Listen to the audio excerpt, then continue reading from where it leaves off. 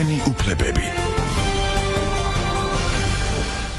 მოგესალმებით, თქვენი უფლებები ჟურნალისტი ადანელიასთან ერთად ეთერშია ყოველ სამშაბათ 3-დან 4 საათამდე.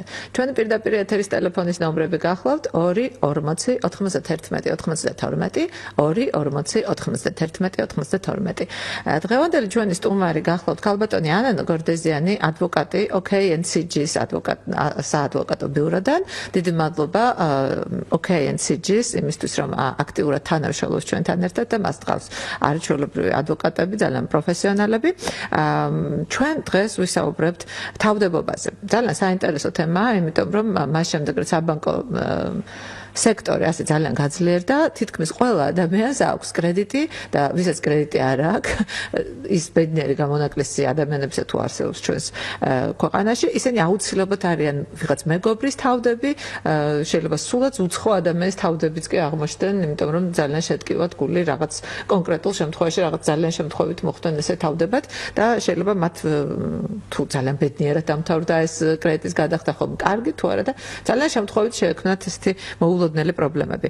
მოდით დავიწყოთ ქალბატონო ანანო, რა შემთხვევაში ხდება ადამიანი მეორე ადამიანის თავდები და რა უნდა ახსოვდეს მას იქამდე სანამ ხელს მოაწერს საბანკო ხელშეკრულებას.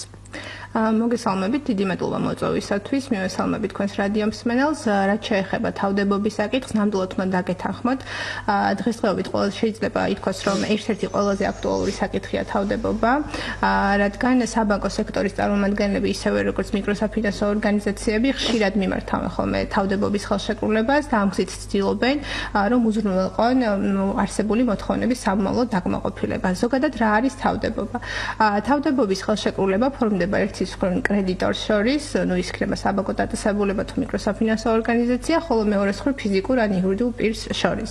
აღნიშნული ხელშეკრულებით კონკრეტული პირი იღებს ვალდებულებას, თუ ძირითადი მოვალის მიერ არ იქნა შესრულებული ნაკისრი ვალდებულება, იგივე არ იქნა გადახდილი სესხის ძირი თანხა, პირგასამტეხლო პროცენტი, ამ შემთხვევაში მან პირადად უზრუნველყოს არსებული მოთხოვნის დაკმაყოფილება პირადი სახსრებითა და მისი აქტივით.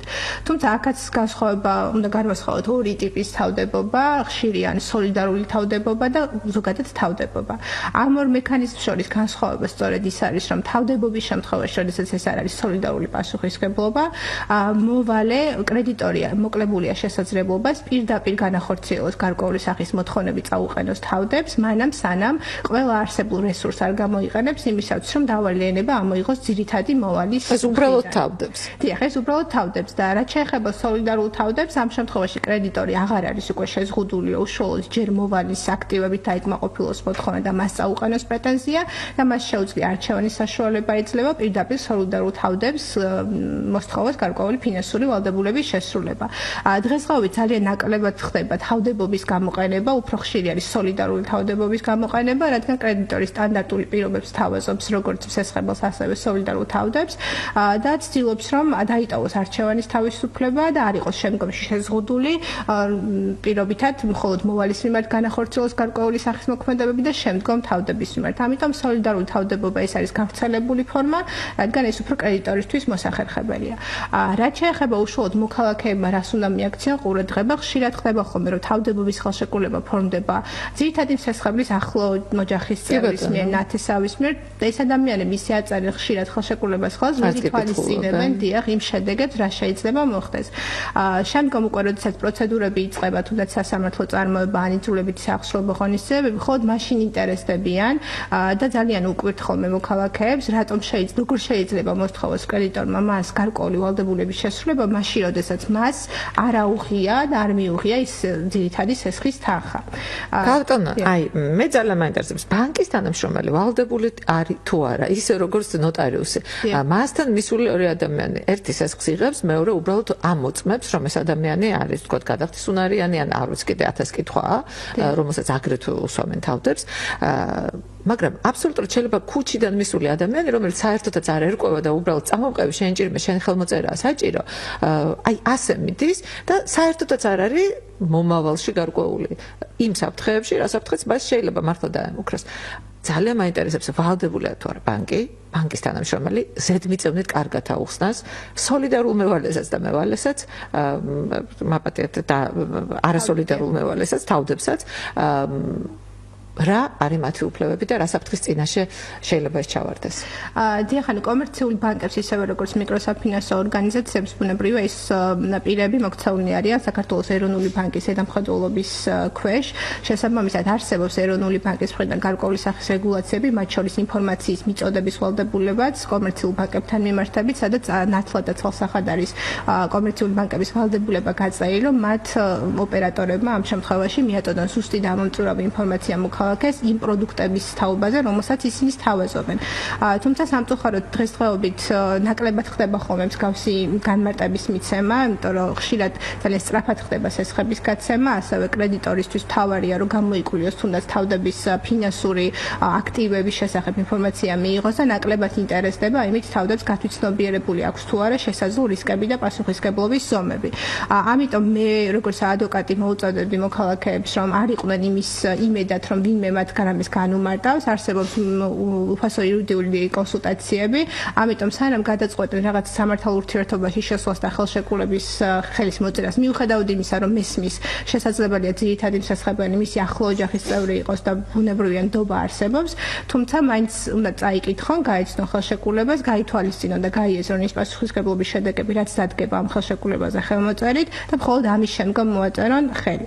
ნოტარიუსებთან მიმართებით, როდესაც თუ თავდებობის ხელშეკრულება ძალიან იშვიათად ფორმდება, იმიტომ რომ სანოტარო ხარჯებისგან კრედიტორები იკავებენ თავს, ამიტომ როგორც წესი ეს არის ორ მხარეს შორის წერილობით დოკუმენტი შედგენით ხდება და ბუნებრივია კანონმდებლობად არ განსაზღვრავს სანოტარო აუცილებელ ფორმას, თუმცა ნოტარიულად თუ მოწმდება თავდებობის ხელშეკრულება როგორც საჯარო აქტი, ნოტარიუსი უშუალოდ იღებს ხელშეკრულების შინაარსში მონაწილეობას, ამ შემთხვევაში უფრო დაცულია, იმიტომ რომ ნოტარიუსს უფრო მაღალი სტანდარტი აქვს განმარტების და მხარის ინფორმირების. ბანკს ასეთი რაღაც ბანკს ევალება საკანონმდებლო აქტებით, მაგრამ სამწუხაროდ ნაკლებად ხდება ხოლმე მსგავსი ინფორმაციის მიწოდება, იმიტომ რომ ოპერატორებსაც შესაძლებელია სრული ინფორმაცია ჰქონდეთ, იმიტომ რომ ისინი არ არიან თუნდაც სამართლებრივი განათლების განათლებას არ ფლობენ ბუნებრივია. ბატონო, მაგრამ მე მაპატიეთ და სუბიექტურად მაინც მეჩვენება, რომ ბანკი ტყუვის, როდესაც ადამიანი სრულად გაუნათლებელი ამ სფეროში მიდის მასთან და ისეთ რამეს აწერინებს ხელს, რაც არც კი იცის, არც სხვა შემთხვევაში თუ მას განუმარტავდნენ ძალიან კარგად მის მომავალ უფლებებს და იმ საშიშროებებს, რაც მას ელის კანონდარღვევ, იმ შემთხვევაში თუ ვერ გადაიხადა მისმა მეგობარმა ან ოჯახის წევრმა რამ თანხა, ისინი არ მოაწერდნენ ამაზე ხელს. კი ბატონო, მოკლედ გადავედით ასეთ თემაზე. მე ძალიან მაინტერესებს ადამიანი, რომელიც იღებს ვალს. ალბათ რაღაცნაირად მუშავდება მისი ინფორმაცია წინასწარ და მეორე ან მესამე დღეს იბარებან, ხო? ამ თავდებს და სოლიდარულ თავდებს. სოლიდარულ თავდებზეც ასევე მუშავდება ინფორმაცია. ძალიან საინტერესოა ბანკისთვის, რამდენად გადახდის უნარიანია ის, სად მუშაობს, როგორ მუშაობს, რამდენი აქვს შემოსავალი. თუ საერთოდ არ აინტერესებს ეს ბანკს, უბრალოდ ხელს აწერს ადამიანს და დამთავრდა. დიახ, ეს კონკრეტული შემთხვევები ალბათ შიდა კონკრეტული კომერციული ბანკის ან მიკროსაფინანსო ორგანიზაციის შიდა მენეჯმენტს უფრო ეხება, რამდენად ამოწმებენ ისინი კონკრეტულ ინფორმაციას, თუმცა ბუნებრივია, როდესაც კრედიტორი აფორმებს თავდებობის ხელშეკრულებას, მისი მთავარი მიზანი ამ ხელშეკრულებიდან გამომდინარე არის ის, რომ თუ მოვალე იქნება გადახდის უნარო, იმ შემთხვევაში მისი მოთხოვნა არ დარჩეს აღუსრულებელი. ანუ კონდეს გარკვეული სახის საშუალება სოლიდარული თავდებისგან მოითხოვოს გარკვეული ფინანსური ვალდებულების შესრულება. ამიტომ როგორც წესი, სწორედ ამ მიზნიდან გამომდინარე, ისინი ამოწმებენ როგორც სოლიდარული თავდების შემოსავლების შესახებ ინფორმაციას, ასევე ერიცხება თუ არა მას გარკვეული სახის აქტივის საჯარო რეესტრში, ან საერთოდ საშუალებაში ნაგან საქმეთა სამინისტროში და ამ შედეგების შეჯერების შესაბამისად ხდება შემდგომ გადაწყვეტილების მიღება, გაიცეს თუ არა კონკრეტულად ძირითად სასხებელზე სესხის თანხა. კი ბატონო, ძირითად სესხებელზე, მაგრამ რაც შეეხება თავდებს, ასევე მუშავდება ეს ინფორმაცია? როგორც წესი თავდებზეც მუშავდება ინფორმაცია, თავდების თუ თანხას გააჩნია უბრალოდ და შეიძლება არც დამუშავდეს. შესაძლებელია არც დამუშავდეს, ანუ ეს პირდაპირ რეგულაცია ბუნებრივი არ არსებობს ამ საკითხთან დაკავშირებით, ეს არის კრედიტორის შეფასების საგანი და როგორც წესი კრედიტორები იმისათვის, რომ შემდგომში გქონდეთ უკვე მოთხოვნა, დაკმაყოფილებადი მოთხოვნა გააჩნდეთ და იყოს აღუსრულებელი, როგორც წესი ხდება ხოლმე როგორც თავდების ფინანსური აქტივების გადამოწმება, ასევე ძირითადი შესახებ განსწავლის. თუმცა ძირითად შესაძლებელთან განსხვავებით თავდებს ანუ ახასიათებს ერთი კანონით გათვალისწინებული სპეციფიკა იმისათვის რომ თავდებობის ხელშეკრულება იყოს ნამდვილი უნდა არსებობდეს ხაერთაშორის წერილობითი შეთანხმება და ასევე უნდა იყოს განსაზღვრული თავდების მაქსიმალური ოდენობა პასუხისმგებლობისა.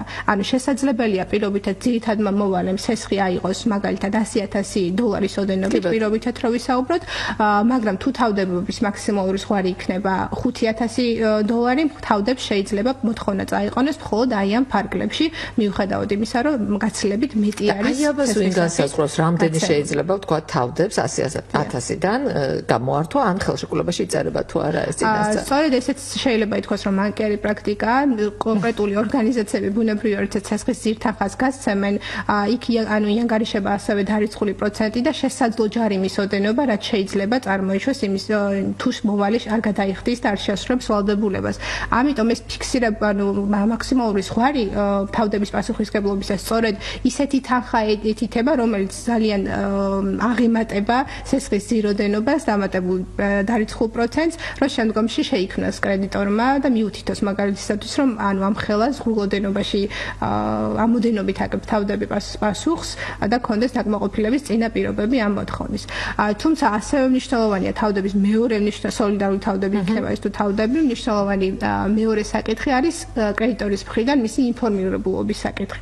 ხშირად ხდება ხოლმე და გვაქვს სიტუაციები, როდესაც ძირითადი მოვალე გარკვეულ პასუხისმგებლობას არ ასრულებს, თუმცა კრედიტორი მხოლოდ უკვე არსებული დავალიანების დროს აცნობებს თავდებს, რომ მოხდა ვალდებულების შეუსრულებლობა ძირითადი მოვალის მხრიდან.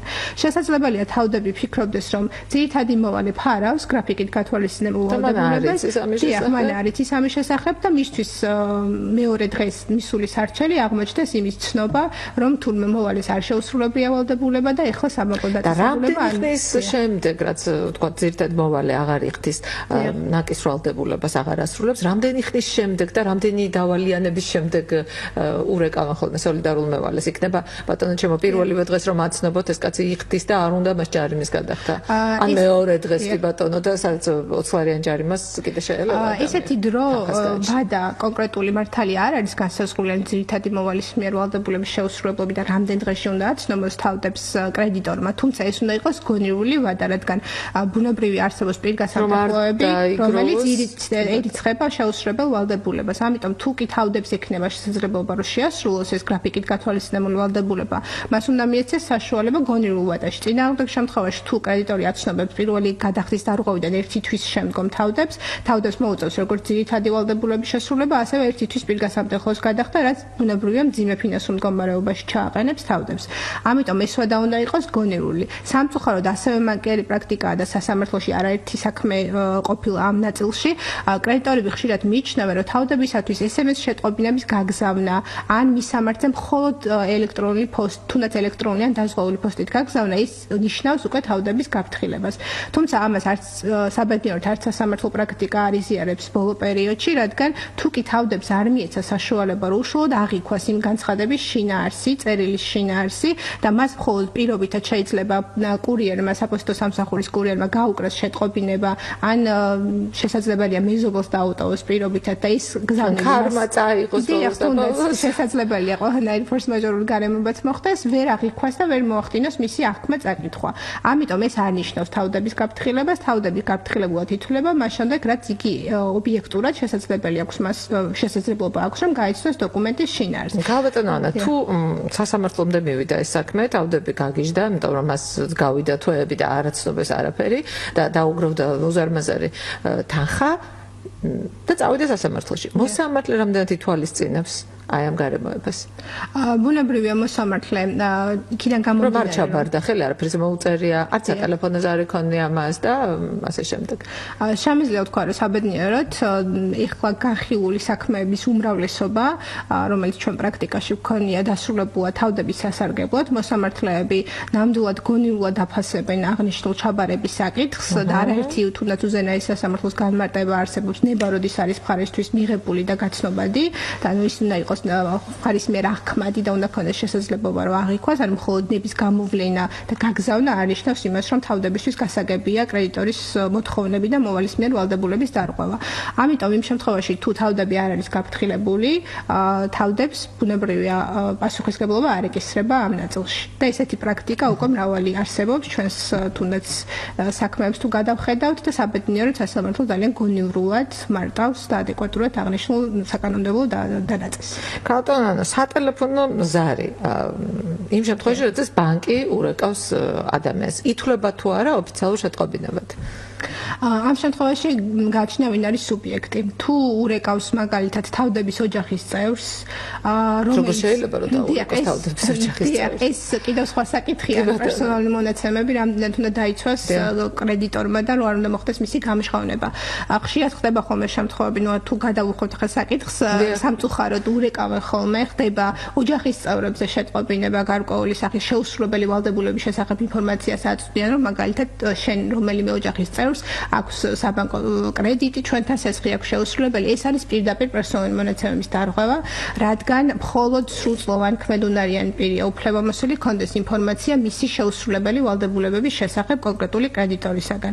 შესაბამისად, თუ ჩემი ნებართვის გარეშე რომელიმე ჩემ ოჯახის წევრს დაუკავშირდება კრედიტორი და ჩემს შესახებ ინფორმაციას მიაწვდის, შეუძლია მოქალაქეს მიმართოს პერსონალური დაცვის ინსპექტორს და ამ ნაწილში დააყენოს კონკრეტული ორგანიზაციის პასუხისმგებლობა. და არა იმ პირის, ვინც რეკავს, ორგანიზაციის, მაგალითად ბანკის ან მიკროსაფინანსო ორგანიზაციის, იმიტომ რომ რამდენჯერაც ვკითხე, რომ ვინ ბრძანდებით თქვენ კონკრეტულად სახელი და გვარი მითხარით, სად არის თქვენი ოფისი, სად არის თქვენი მისამართი, არასოდეს არ გეუბნებიან. იმ წუთში ანკიდებენ ტელეფონს, ან სხვა თემაზე გადააქვთ ოსტატურად საუბარი, არასოდეს არ გეუბნებიან, ვინ გირეკავს კონკრეტულად რომელი მისამართიდან.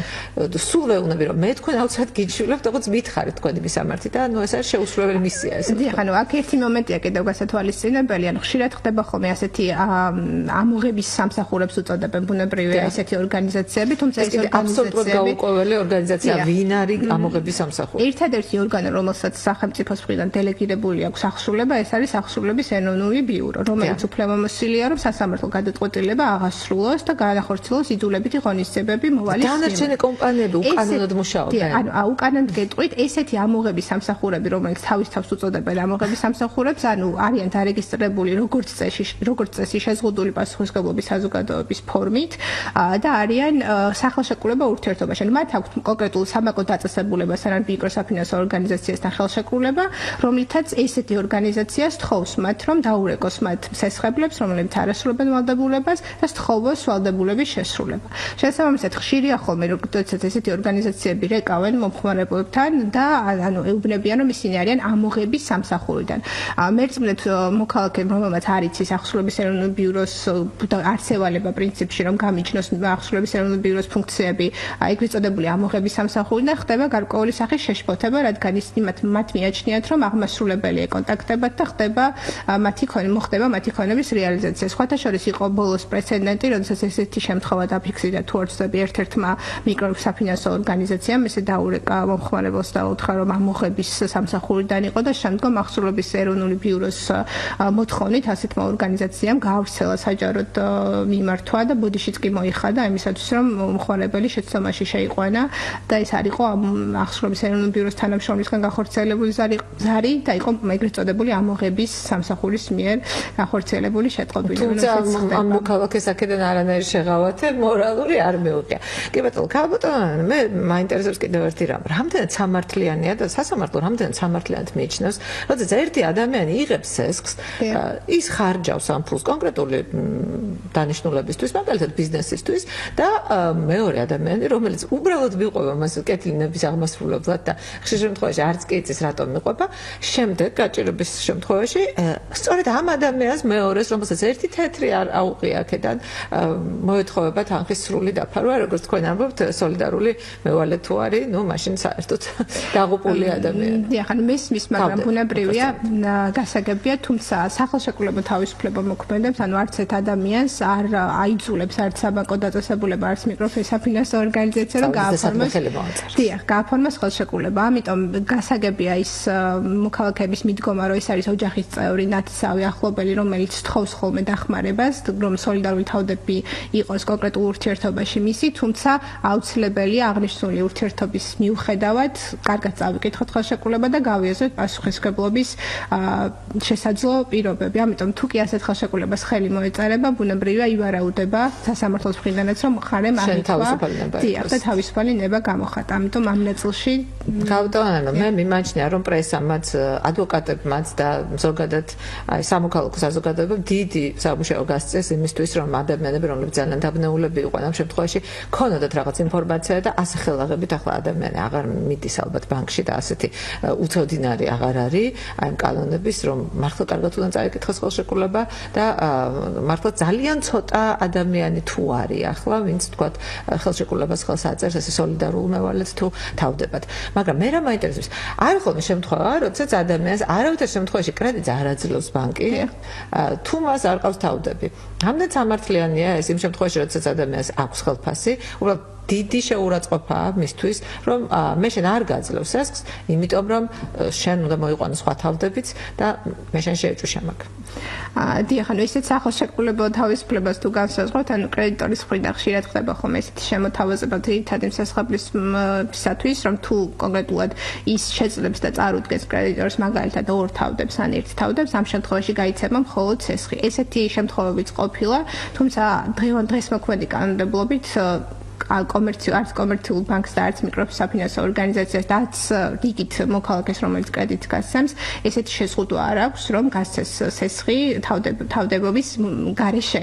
ანუ მას თუ ითხოვს კონკრეტულად კრედიტორი თავდებობის ხელშეკრულების გაფორმებას და ისე უარს აცხადებს სესხის სახით თანხის გაცემაზე, ბუნებრივია ამის ამგრძელავი მექანიზმი დღეს მოქმედი კანონმდებლობით არ არსებობს. კი ბატონო, აი ძალიან საინტერესოა, როდესაც ადამიანი იღებს სესხს და მისი ქონება არის რაღაცნაირად, თქოთ, მოიძია ბანკმა მისი ქონება, ეს ადამიანი იხდის რაღაცა გარკვეული დროის შემდეგ. მაგრამ თუ ეს არ არის იპოთეკური სესხი და ადამიანი ვეღარ იხდის სესხს და თუ მის სახელზე არის გარკვეული მატერიალური ქონება, უძრავი ქონება, მაინც შეიძლება რომ ბანკმა გაუყიდოს მას სახლი. როდესაც ხდება თუ სესხი არ არის იპოთეკური. დიახ. როდესაც ხდება სესხის გაცემა და ეს არ არის უზრუნველყოფილი კონკრეტული უძრავი ნივთით.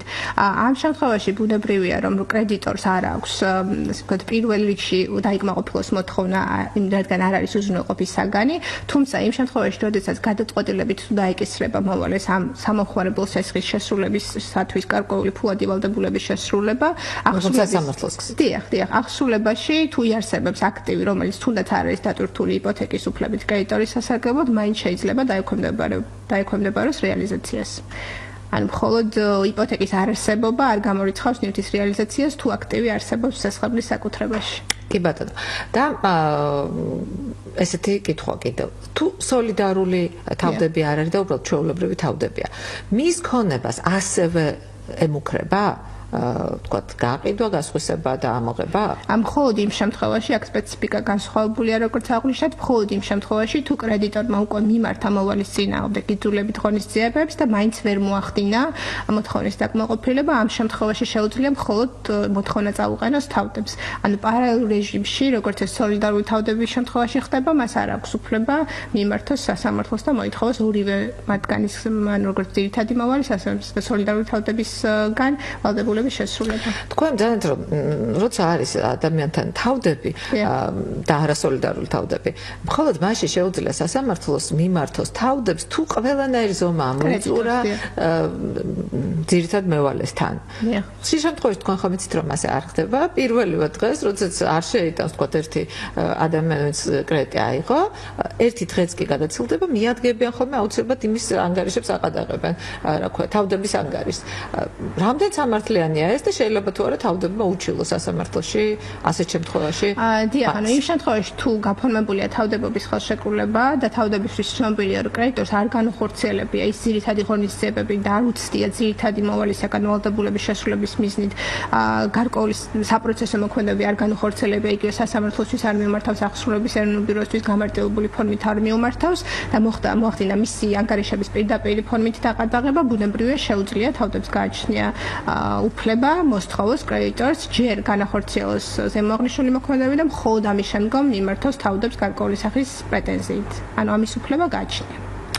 მოკლედ ჩვენ აი ამ თემას რაღაცნაირად გვირგვინი რომ დავადგათ შეგვიძლია კიდევ ერთხელ გავაფრთხილოთ ჩვენი რადიომსმენელები ისინი ვინც აპირებს წავიდეს ბანკში ხვალ და წაყვეს მეგობარს ან იმათაც ვინც ფიქრობს რომ მხოლოდ მას მოეკითხება ყველაფერი და არაფერ შუაში არ არის სოლიდარული ან თავდები მასთან ერთად რომელიც ხელს აწერს რაღაც ხელშეკრულებას ეს არ არის მხოლოდ ავტოგრაფის დატოვება სადღაც ფურცელზე ამას სერიოზული შედეგები მაქვს ჩვენ გადავიდეთ შემდეგ თემაზე ეს გახლავთ პირგასამტეხლოები. ყველამ ვიცით და დასამალე არავისთვის არის უამრავი მოგებული სასამართლო აქვს ადამიანს რომელმაც აიღო სესხი უზარმაზარ პირგასამტეხლოებზე დღეში 0.5%-იც კი ეკისრებათ მათ და ეს არის რაღაცა 5 დღე გადაწილებულ ვადაზე არის რაღაცა საოცარი ასტრონომიული თანხები ხოლმე როგორ დაიცვას ადამიანმა თავი ამ შემთხვევაში და შეიძლება თუ არა მან როცა ხვდება ადამიანი რომ აიღო ბანკისგან ვალი და ვეღარ იხდის შეიძლება თუ არა მიმართოს ბანკს იქამდე ვიდრე ასეთი ასტრონომიული თანხა მოუვა რომ მე ეხლა დავჭი უმუშევარი ან რამდენიმე თვე შეიძლება გადამევადოთ ან რა პრევენცია არის იქამდე სანამ აი ძალიან გამკაცრდება ეს ღონისძიებები დიახ, პირგასამტეხლოც ძალიან გამოყენებადი ფორმაა კრედიტორების მხრიდან ხელშეკრულებაში. პირგასამტეხლო არის ზოგადად ჯარიმის ერთ-ერთი სახე, რომელიც ეკისრება მოვალეს ვალდებულების შეუსრულებლობის ან არაჯეროვანი შესრულების შემთხვევაში. ამ მოქმედი კანონმდებლობა სამწუხაროდ არ განსაზღვრავს პირგასამტეხლოს არც ქვედა ზღვარს და არც ზედა ზღვარს და ტოვებს სასამართლოს შეფასების საგნად კონკრეტულად პირგასამტეხლოს გონივრული ოდენობა დადგინდეს ყოველ კონკრეტულ შემთხვევაში. ამიტომ სასამართლო პრაქტიკას თუ გადავხედავთ, ბუნებრივია დღის მოქმედი მიღებული გადაწყვეტილებებით პირგასამტეხლოს დაანგარიშებისთვის მნიშვნელობა ენიჭება როგორც სესხის ძირი თანხის მოცულობას, ასევე დარიცხული პირგასამტეხლოს 100 ლარი ავიღო ძირი თანხა და მაქსიმალური მქონდეს რაღაცა 400 ლარი. ხშირად ხდება ხოლმე, რომ სესხის ძირი თანხა უფრო ნაკლებია და გაცილებით მეტს ითხოვს კრედიტორი ჯარიმის სახით ან პირგასამტეხლოს სახით. შეიძლება ის ორჯერ და სამჯერ მეტიც კი იყოს. ამიტომ ამის შეფასებისთვის ბუნებრივია უნდა შედარდეს ძირი თანხისა და პირგასამტეხლოს მიმართება და ამის შესაბამისად უნდა მოხდეს პირგასამტეხლოს დაკორექტირება. საბედნიეროდ არსებობს საკანონმდებლო დათქმა, რომლის თანახმადაც სასამართლოს უფლება აქვს შეამციროს შეუსაბამოდ მაღალი პირგასამტეხლოს ოდენობა, თუმცა აქაც კანონმდებელი ტოვებს სასამართლოს შეფასების საგნად, რა შეიძლება იყოს შეუსაბამოდ დიდი პირგასამტეხლოს ოდენობა. თუმცა მოქმედი გადაწყვეტილება რაც არის მიმდინარე საქმეებზე მიღებული თუ გადავხედავთ იგივე უზენაეს სასამართლოს გადაწყვეტილებას ძალიან ხშირია პირგასამტეხლოს ოდენობის შემცირება, დარიცხული ოდენობის შემცირება და ისევ და ისევ გათვალისწინება ხდება როგორც ძირი თანხის, ასევე პროცენტის ურთიერთმიმართების, რამდენად სწორედ მოხდა პირგასამტეხლოს დაანგარიშება. რაც შეეხება ზოგადად პირგასამტეხლოს საკითხს, ბუნებრივია ხელშეკრულების დადების ეტაპზე ჯობია მხარეები შეთანხმდნენ გონივრული პირგასამტეხლოს ოდენობაზე, რომელიც თუნდაც შემდგომ სასამართლოს მიერ არ გახდება შემცირების საგანი. თუ კი იქნება ხელშეკრულებაში გონივრული დათქმა, გონივრული ოდენობა პირგასამტეხლოსი, ეს ბუნებრივია აღარც გამოიწვევს შემდგომში კრედიტორის დაცული იქნება, რომ გონივრული პირგასამტეხლოს ფარგლებში აღარ მოხდება მისი შეუსაბამოდ ცნობა და შემდგომში შემცირება. ისევე როგორც მოვალეს ეცოდინება, რომ ეს არის ის თანხა, რომლის გადახდაც მოუწევს იმ შემთხვევაში თუ ვალდებულებას არ შეასრულებს. კაპიტანო, იმ შემთხვევაში თუ ადამიანს არ ყავს არც თავდები და ის ითვლება ვალაუალ მევალეთ. რამდენი ხანი შეიძლება აი ამ მდგომარეობამ გასტანოს, რომ დაუხშოთ მის სახელზე არ არის არანაირი მოძრავი და უძრავი ქონება, ის ნამდვილად ცხოვრობს სადღაც ნაკირავებ ბინაში, მაგრამ აქაც არის რაღაცა უზარმაზარი შეუსაბამობები, როდესაც ნაკირავები ბინიდან შეიძლება ხოლმე რომ ტექნიკა ამოიღოს ადამიანმა და ამ ამ დროს ის ტექნიკა საერთოდაც არ არის ამ მოვალის და არანაირი ურთიერთობა მას არ აქვს. ეს არის ძალიან მტკივნეული თემა ხოლმე ამ ბოლო დროის და მე ვფიქრობ, რომ ალბათ კანონმდებელმა უნდა შეცვალოს ეს კანონი. თუმცა თუ ადამიანი ჩაითვლება, რომ ის არის ვალაუვალი მევალი და ამთავრდა სასამართლო პროცესი და ეს ყველაფერი, როდემდე შეიძლება ეს ადამიანი იყოს შავსიაში ირიცხებოდეს ეგრეთ წოდებულში? დიახ, რაც შეეხება ორად რო გავმიჩნოთ, ანუ ეგრეთ წოდებული შავი სია, რას ნიშნავს და ზოგადად მოვალეთა რეესტრი რას ნიშნავს. როდესაც ხდება კონკრეტული მოვალის წინააღმდეგ გადაწყვეტილების გამოტანა და კანონმდებლობაში შედის ეს გადაწყვეტილება, აღმასრულებელი იწყებს გარკვეული მოქმედებების განხორციელებას იმისათვის, რომ ეს გადაწყვეტილებით დაკისრებული თანხა ამოიღოს უხეშად რომ ვთქვათ მოვალისაგან. პირველ რიგში ხდება მოვალის დარეგისტრირება ეგრეთ წოდებულ მოვალეთა რეესტრში, რაც მას უზღუდავს უფლებამოსილებას, რომ განკარგოს მისი აქტივი, დიახ, ან განკარგოს მისი აქტივი კრედიტორის თანხმობის გარეშე. ასევე ახდენს მისი ანგარიშების დაყადაღებას, უძრავი მოძრავი აქტივის მოძიებას და ამ ნაწილშიც დაყადაღებას. თუ მოვალეს არ ექნება არც სახელფასო ანაზღაურება, მაგალითად შრომითი ანაზღაურება უფრო სწორად, არც რაიმე აქტივი არ იქნება მის სახელზე, ბუნებრივია არ არსებობს ის საშუალება, რომლის რეალიზაციის შედეგად კრედიტორი დაიკმაყოფილებს მოთხოვნას. თუმცა ეს არ გამორიცხავს მოვალეთა რეესტრიდან მის ამორიცხვას. თქვენ სწორედ ბრძანებთ, ანუ არსებობს ასე ვთქვათ საახსოვო წარმოებთა შესახებ კანონი ითვალისწინებს შემთხვევას, როდესაც კრედიტორი უფლებამოსილია, უბრალოდ აღმასრულებელი უფლებამოსილია, გამოცხადდეს ფარდში, სადაც რეგისტრირებულია მოვალე, აღწეროს იქ არსებული მოძრავი ნივთები, დააყადაღოს და შემდგომ კრედიტორმა სწორედ ამ ნივთების რეალიზაციით მოახდინოს მოთხოვნის დაკმაყოფილება. ძალიან ხშირად ხდება ბუნებრივია ჩაწერა არ ნიშნავს საკუთრების უფლებას და საკუთრების უფლება უნდა იყოს საჯარო რეესტრში დარეგისტრირებული, შეიძლება ადამიანი ხუთად ანუ იყოს გარკვეულ ადგილებში ჩაწერილი, მაგრამ ეს ანიშნავს, რომ იმ ქონების მესაკუთრე არის კონკრეტული პირი.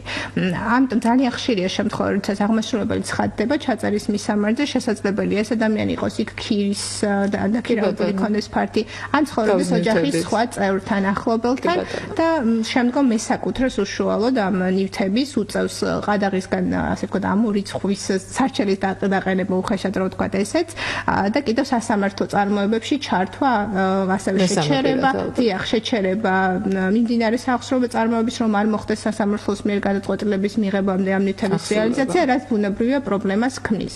რაც შეეხება შავსიას, შავი სია, რასაც მოქალაქეები უწოდებენ, ეს არის ბანკების შიდა აღრიცხვა, დიახ, შიდა რეგულაცია, რომელშიც კონკრეტული საბანკო დაწესებულება თუ მოვალემ დაარღვია რაღაც ვალდებულება და არ იხდის, ეს არის მათთვის სახელმძღვანელო, შემდგომში არ მოხდეს ამ ადამიანზე სესხის გაცემა.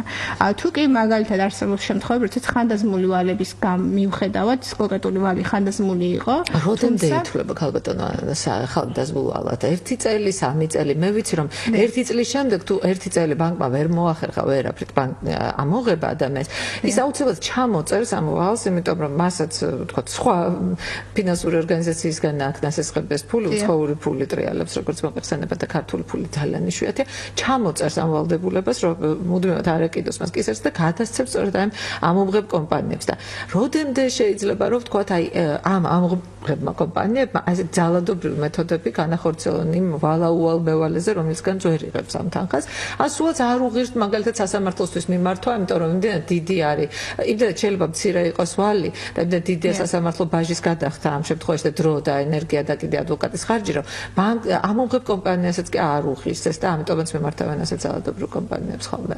და როდემდე აი ხანდაზმულობის ვადას თუ ხანდაზმულობის ვადა სახელშეკრულებო მოთხოვნებთან დაკავშირებით გახლავთ 3 წელი, ან თუ კრედიტორს წარმოიშვა მოთხოვნის უფლება კონკრეტულ თარიღში და მან 3 წლის განმავლობაში არ მიმართა სასამართლოს ან სხვა ორგანოს იმისათვის, რომ მოთხოვნა დაეკმაყოფილებინა, ამ შემთხვევაში მისი მოთხოვნა ხდება ხანდაზმული და ქარწყლდება მისი მოთხოვნის უფლება. თუმცა ამის მიუხედავად შესაძლებელია მაინც დარჩეს მოვალე ეგრეთ წოდებულ შავ სიაში და მან ვეღარ განახორციელოს სხვა კრედიტორისგან კონკრეტული ხელშეკრულების გაფორმების საფუძველზე თანხის მიღება.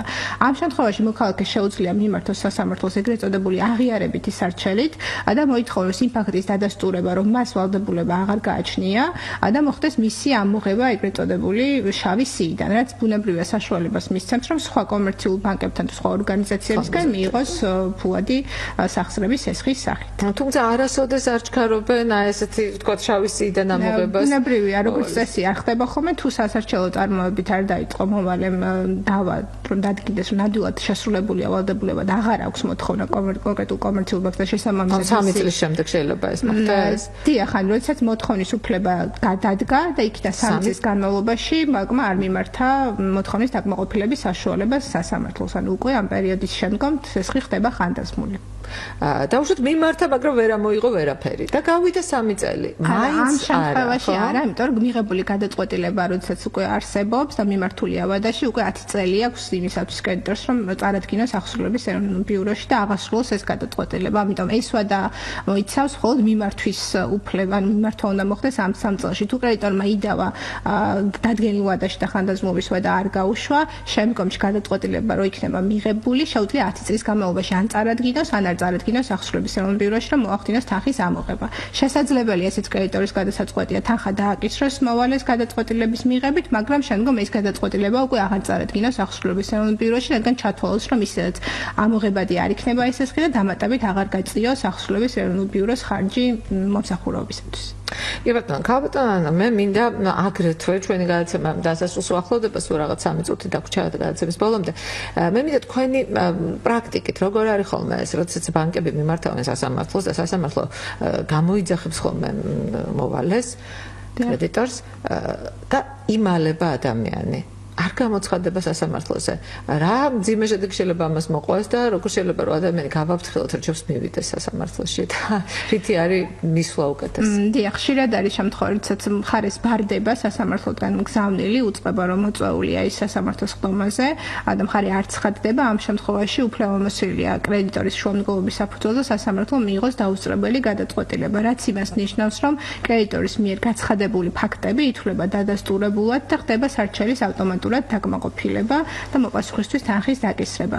ამიტომ ბუნებრივია სასამართლოში არ გამოცხადება, ეს არ არის ის საფუძველი, რომ სესხს არ დაიკისროს კონკრეტულ მოვალეს გარკვეული ვალდებულების შესრულება, ამიტომ აუცილებელია, რომ თქვენი საპროცესო უფლება განახორციელოთ, მიბრძანეთ სასამართლოში, მოსამართლეს აუხსნათ თუნდაც თქვენი რთული ფინანსური მდგომარეობა, მოითხოვოთ დარიცხული პირგასამტეხოს შემცირება, ასევე თუ მოხდა არასწორად კალკულაცია ძირი და პროცენტის ოდენობის, ეს ყველაფერი იყოს გაცხადებული და სასამართლოში წარდგენილი. წინააღმდეგ შემთხვევაში კმაყოფილდება ავტომატურად კრედიტორის სარჩელი და შემდგომში რა გინდრა გაბერილი პირგასამტეხლოებიც არ უნდა ქონდეს მას წარდგენილი? დიახ, შესაძლებელია, ზოგადად იურიდიულად უნდა ამართლებდეს მითითებული ფაქტები აუცილებლად, მაგრამ ფაქტია, რომ კმაყოფილდება იმ შემთხვევაში, თუ მოპასუხი არ ცხადდება, ამიტომ რომ ეს აღიქმება როგორც სასამართლოსადმი უპატივცემულობად, ასევე იმ გარემოებად, რომ მოპასუხი არ არის დაინტერესებული საქმის განხილვით, მას არ აქვს ინტერესი, რადგან არ ცხადდება ცნობილია მისთვის პროცესის თაობაზე, თუმცა მაინც არ ცხადდება, რაც არაპირდაპირ შესაძლებელია განიხილოს როგორც სასამართლო, ასევე კრედიტორმა, რომ მას პრეტენზიები არ აქვს კრედიტორის მოთხოვნებთან მიმართებით. ამიტომ ესეთი რამე რომ არ მოხდეს, აუცილებელია, რომ გამოცხადდეს მოვალე, თუ თავად ვერ უზრუნველყოფს ბუნებრივია და არ აქვს შესაბამისი ცოდნა ამ კუთხით მიმართოს იურისტის დახმარებას და დაიცვას თავისი საპროცესო უფლებები. ქალბატონი ანანო გორდეზიანი, ადვოკატი OK&CG ჯგუფის ადვოკატი გახლავთ, ჩვენ დღევანდელი გადაცემის სტუმარი, ჩვენ ძალიან კარგად აუხსენეთ ჩვენს რადიო მსმენელს თავდებობის, სოლიდარული მოვალისა და თავდების უფლება მოვალეობები და აგრეთვე პირგასამტეხლოებზეც ვისაუბრეთ. შეძლების დაგვარად ძალიან გვინდოდა რომ თქვენი განათლება ამ მხრივ ყოფილიყო უფრო კარგი, თქვენი უფლებები დაგეცვათ უფრო მეტად. დიდი მადლობა ქალბატონ ანანოს, მე ასე გემშვიდობებით მომავალ სამშაბათამდე. კარგად ბრძანდებოდეთ. დაიცავით თქვენი უფლებები. ტალღაზე 102 და 4. ყოველ სამშაბათს 3-დან 4-მდე.